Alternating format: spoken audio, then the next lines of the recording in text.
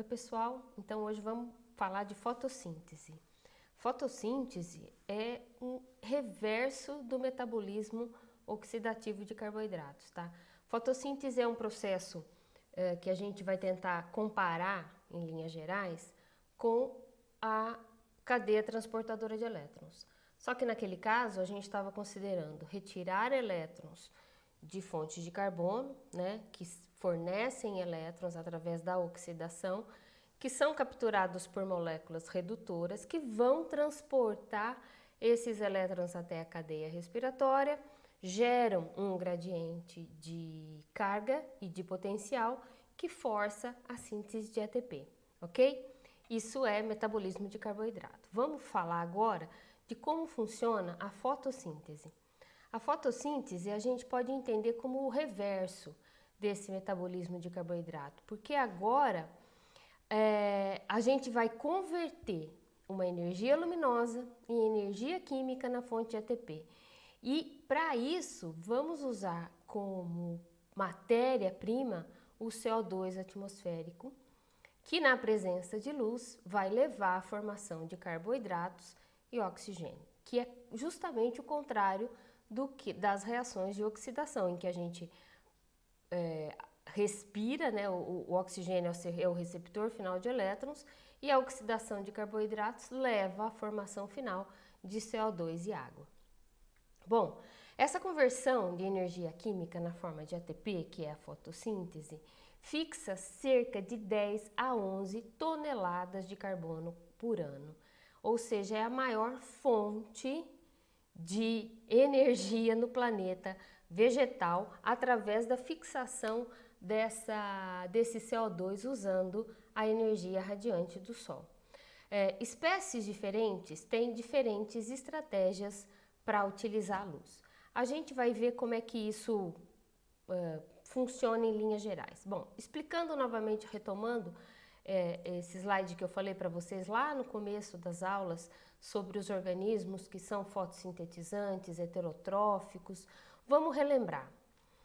O Sol vai fornecer essa energia, essa radiação, que vai possibilitar a essas células, a esses organismos fotossintetizantes, fixarem esse CO2 atmosférico, transformando eles em carboidratos. Nós, os seres heterotróficos, animais superiores e tantos outros seres heterotróficos, utilizamos esse carboidrato, esse oxigênio, para obter energia para as nossas células, fazer os nossos processos vitais, como a gente já estudou, e a gente transforma e devolve isso novamente para a atmosfera na forma de CO2 e água. Eu me lembro que eu falei para vocês que esse aqui, ó, é o ciclo da vida, né? Aquele lá do Rei Leão, né? Que o antílope, as ceras heterotróficas, comem as plantas e a gente depois morre, volta a fazer parte dos nutrientes dos quais essas plantas irão se alimentar. Então, esse é o ciclo da vida e a gente não consegue imaginar a vida sem a presença do Sol e sem a produção dessa fonte de energia que são essas células fotossintéticas. Essas reações podem ser divididas em duas etapas. Então, e vocês vão fazer isso na aula prática, a gente vai também fazer uma aula prática de fotossíntese. Mas a gente separa em as reações da luz, ou reações que dependem de luz, e as reações que não dependem de luz. Então, em duas fases, a fase clara e a fase escura. Bom, na fase clara, a gente vai ver essas reações que dependem dessa energia proveniente da luz, elas vão ser as reações que vão levar à formação de poder redutor, NADPH e ATP. Energia essa e poder redutor este que vão ser usados para fixação do carbono, desse carbono atmosférico, desse CO2 atmosférico, levando à formação de carboidrato. E essas reações de assimilação de carbono reduzem CO2 com os elétrons que estão sendo doados pelo NADPH e a energia vinda do ATP, como a gente vai ver com algum detalhe. Então, para lembrar, a gente quando viu a cadeia transportadora de elétrons, isso acontecia nos animais, nas mitocôndrias, ou nos seres heterotróficos, nas mitocôndrias. A fotossíntese vai acontecer no cloroplasto. A fotossíntese acontece em eucariotos, tem muitos cloroplastos por célula, muito variável esse número, e variam também no tamanho e na forma. Essa aqui é uma micrografia de um cloroplasto, em que a gente tem aqui esquematicamente, né, a membrana externa, que como a da mitocôndria é permeável a muitos íons, a muitas moléculas, a membrana interna, só que dessa vez a gente vai ter compartimentos, vai ter uma outra dobra dessa membrana que vai formar esses grânulos,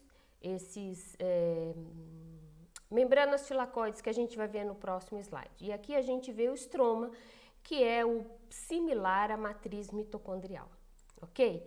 Nesse esquema aqui, a gente já vê, esquematicamente fica mais fácil de enxergar essa membrana externa, a membrana interna, esse compartimento intermembranas, aqui o grânulo, que parecem bolachinhas assim, superpostas umas na outra, o estroma, que é esse líquido, esse espaço que existe entre esses compartimentos, e aqui o compartimento tilacoide, é como se tivesse uma membrana interna que se compactou na forma dessas bolachinhas aí, que são os compartimentos tilacoides.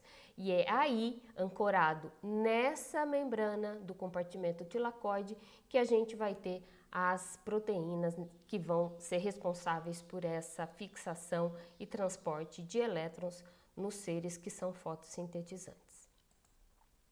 Bom, mas isso começou quando, através de um experimento, Robert Hill, em 1937, ele usou extratos de folhas que continham cloroplastos e que, quando estavam iluminados, liberavam oxigênio e reduziam o aceptor de elétrons que ele escolheu ali, o que ele queria, e ele escolheu o diclorofenol lindofenol, que a gente vai usar também na prática. Bom, essa molécula oxidada, ela tem uma coloração azul, reduzida, ela fica incolor.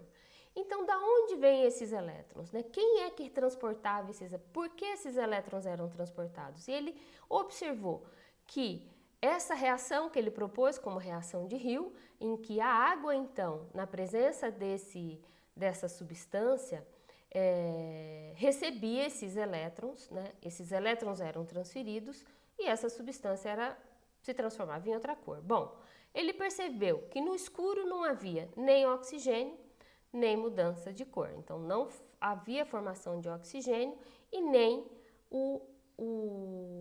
a molécula que ele usou para receber esses elétrons mudava de cor.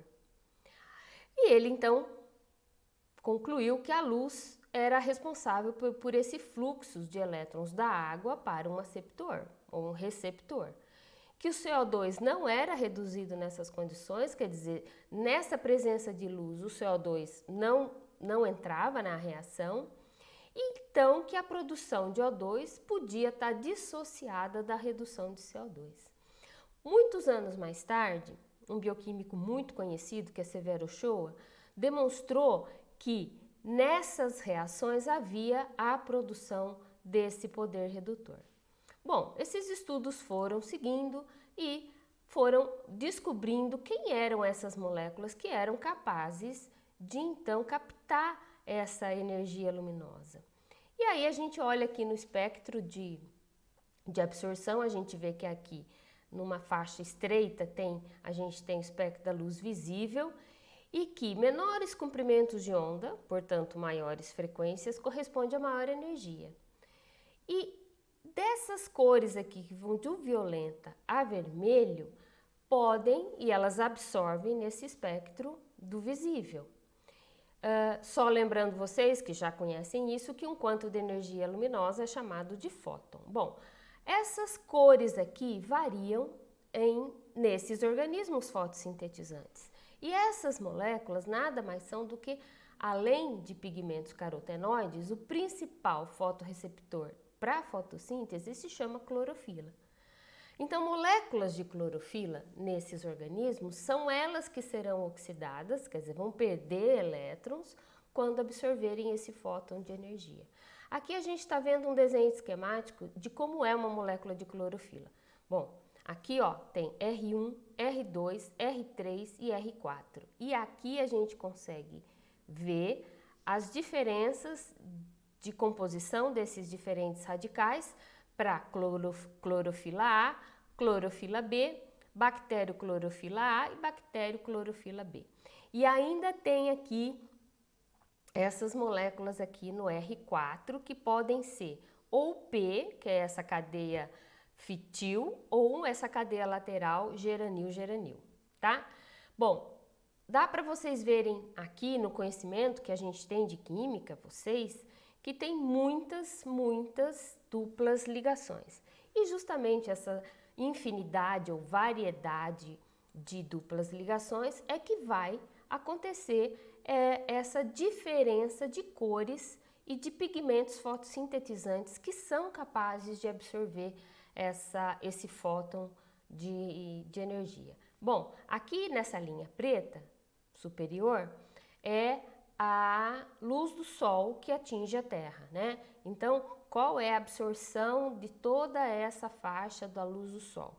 A gente vê que as várias espécies de pigmento fotossintetizantes estão dentro, ou seja, elas têm máximos picos de absorção nessa faixa de comprimento de onda que vai aqui de 300 e pouco, antes de 400, até 700 nanômetros.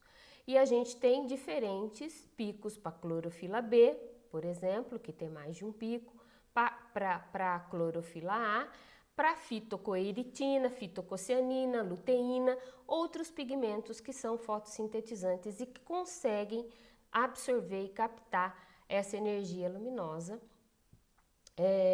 vinda do sol.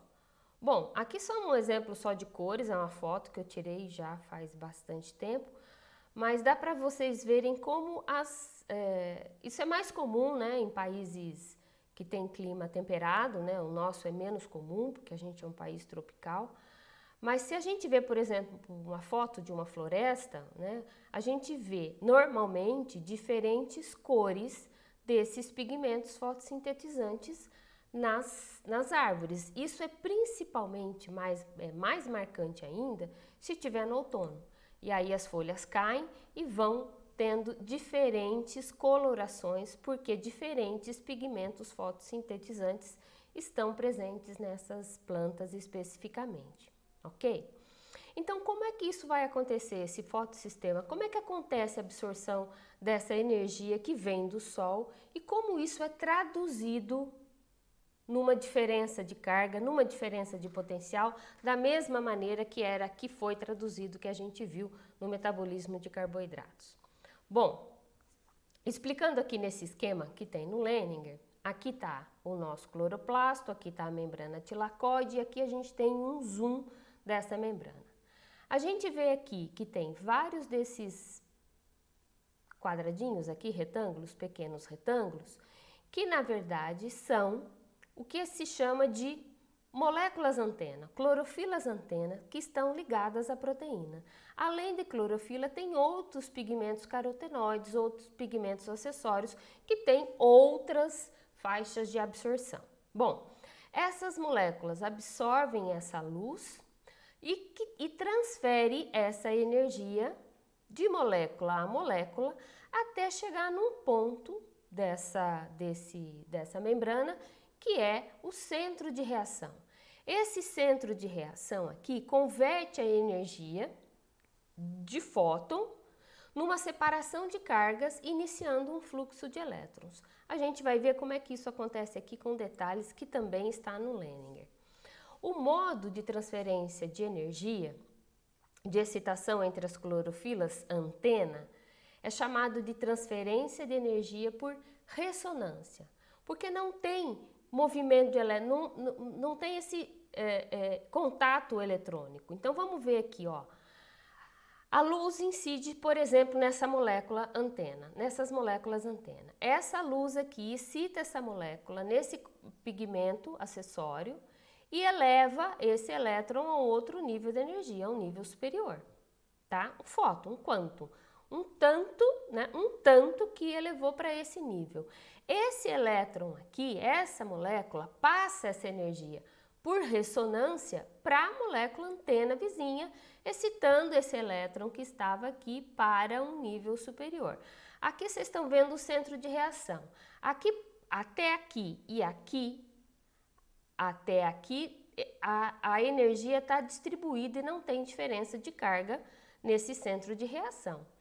Mas até que essa molécula antena chega aqui no centro de reação, transferindo essa energia para o centro de reação. E essa reação, então, essa transferência de energia para o centro de reação vai promover uma diferença de cargas, porque agora os elétrons vão se excitar, vão subir de nível e aí vai gerar um desbalance de cargas, gerando então uma parte desse centro de reação negativo e uma outra parte positiva. Essa diferença de carga é que vai motivar a transferência de elétrons, da mesma maneira que acontecia lá no metabolismo de carboidratos, comparativamente, tá? Não na mesma sequência, mas vamos lá. E isso acontece como? Vamos simplificar isso para alguns seres, por exemplo, algumas bactérias púrpuras e verdes, ó, púrpuras e verdes. Tem um centro de reação ou um fotossistema simples, onde a gente vê aqui, ó, esse aqui é o RC, aquele que a gente viu aqui, ó, é o centro de reação, esse centro de reação. Quando esse centro é excitado de maneira a ter essa diferença de carga e de energia, esses elétrons vão passar a serem transferidos para aquelas moléculas que a gente até já conheceu várias quando vimos lá a transferência de elétrons no metabolismo de carboidratos de organismos superiores ou heterotróficos, tá ok? E isso vai gerar um gradiente de prótons. Então, tanto aqui, por que 870 e 840? Esse é o comprimento de onda desse centro de reação, tá? Então, sempre a gente vai ouvir falar o P870, o P840 ou o P e o comprimento de onda daquele centro de reação. Isso vai variar para organismos sintetizantes e para sistemas, fotossistemas de diferentes seres, ok?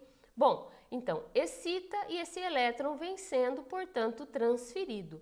Nesse caso aqui da bactéria sulfurosa, pode ter até uma transferência cíclica aqui, de novo passando por o citocromo C e devolvendo para o centro de reação, e uma outra parte desses elétrons, dessa energia, é transferida para a produção de poder redutor. Isso para, nesse caso desse fotossistema, e aqui um esquema que tem num outro livro, em que a gente vê exatamente isso, mas num esquema já ancorando aqui, ó, considerando que essas proteínas estão ancoradas na membrana da membrana tilacoide, ok? Ó, o P870, ó, os elétrons são transferidos para o citocromo, parte desses elétrons aqui vai gerando um gradiente de prótons que vai forçar a síntese de ATP. E nas bactérias sulfurosas tem outro esquema aqui que vai forçar a mesma coisa,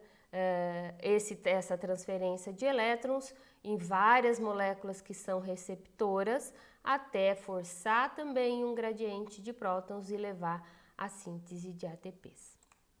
Ok?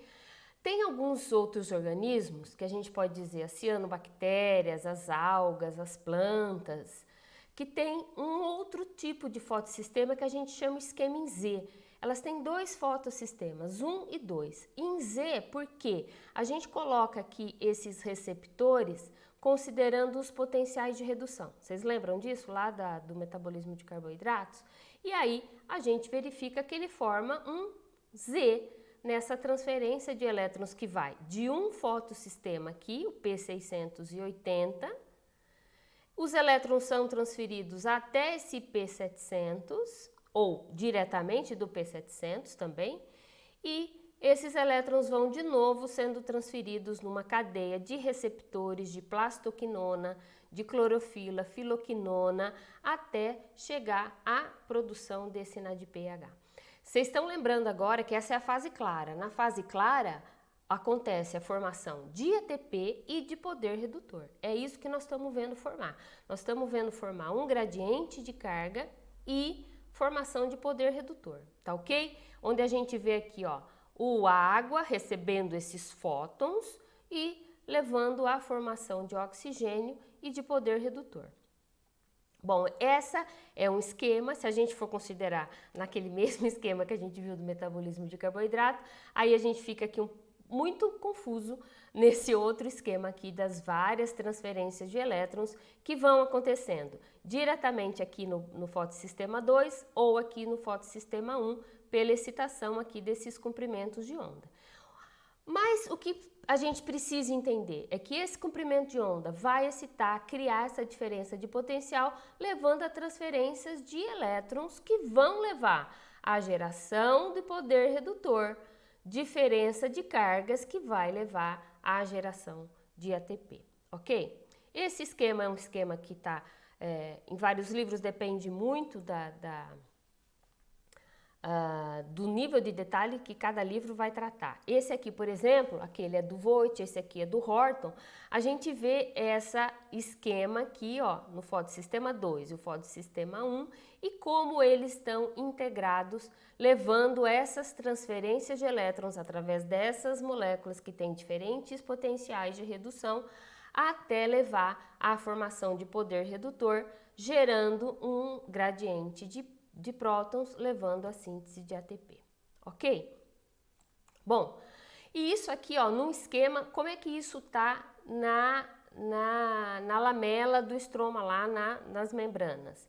A gente tem esquematicamente, ó, os ATP sintase, essas proteínas aqui, ó, essas membranas que estão enfileiradas, e aí os citocromos, os complexo 2, o fotossistema 2, o fotossistema 1, tudo isso ancorado nessa membrana, ok?